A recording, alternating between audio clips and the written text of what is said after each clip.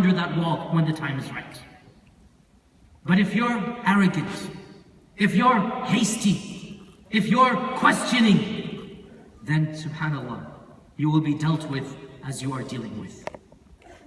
The true test of faith, my dear brothers and sisters, is not to understand the evil. In all three of these cases, none of the people understood the evil. That's not the test of faith. The farmers didn't understand why it happened right then and there. The mother and father are shocked their son has died.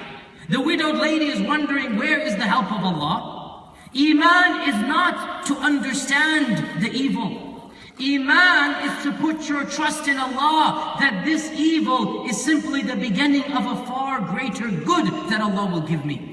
This pain, this suffering is simply the precursor, the necessary condition that Allah is placing upon me to see if I'm worthy of that treasure, if I'm worthy of that righteous child, if I'm worthy of becoming the master of the ownership in the entire village, if I'm worthy of earning Allah's trust and pleasure, then I have to demonstrate that I have trust in Allah and I want His pleasure. This is what this story teaches us, my dear brothers and sisters. Yes, indeed, every rose has thorns and every thorn has its roses. Yes, indeed, you cannot have good without evil, and you cannot have evil without good. That is in Jannah. It is Jannah where there is good and no evil. And it is Jahannam where there is evil and no good. But we are not in Jannah or Jahannam. We are in the stepping stone. We are in the preliminary stage. We are in the pre-stage of getting to Jannah or Jahannam. So our goal in this life, our ultimate goal is to take every calamity, and yes, every good blessing as well, to take everything that comes to us and then use it, whether good, whether bad, to come closer to Allah. وَنَبَلُوكُمْ بِالشَّرِّ وَالْخَيْرِ فِتْنَةً. We're going to test you with good,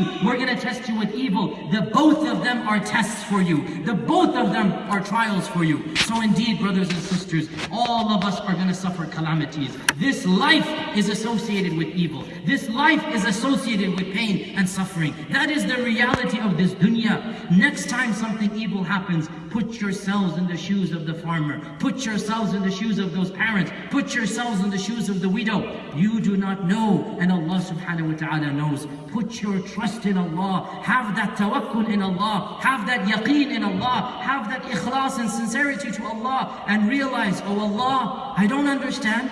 I don't know why this is happening, but I know that if I am sincere to you, and I'm patient with you, and I do not complain and moan and groan and question your wisdom, but rather I establish a relationship with you, and I increase my salah and my dua and my dhikr, then I have full trust that all of these calamities and problems in this lifetime will be taken away and substituted with something better. And in the next life, then insha'Allah ta'ala, that is the life of Jannah. That is the life of no pain, no suffering, no anguish, no anxiety. My dear brothers and sisters, this is what we learn from this story of Musa and Khadr. And there are many other stories and many other instances of this in the Quran, but my lecture today was about simply understanding Musa and Khadr alayhim as-salam.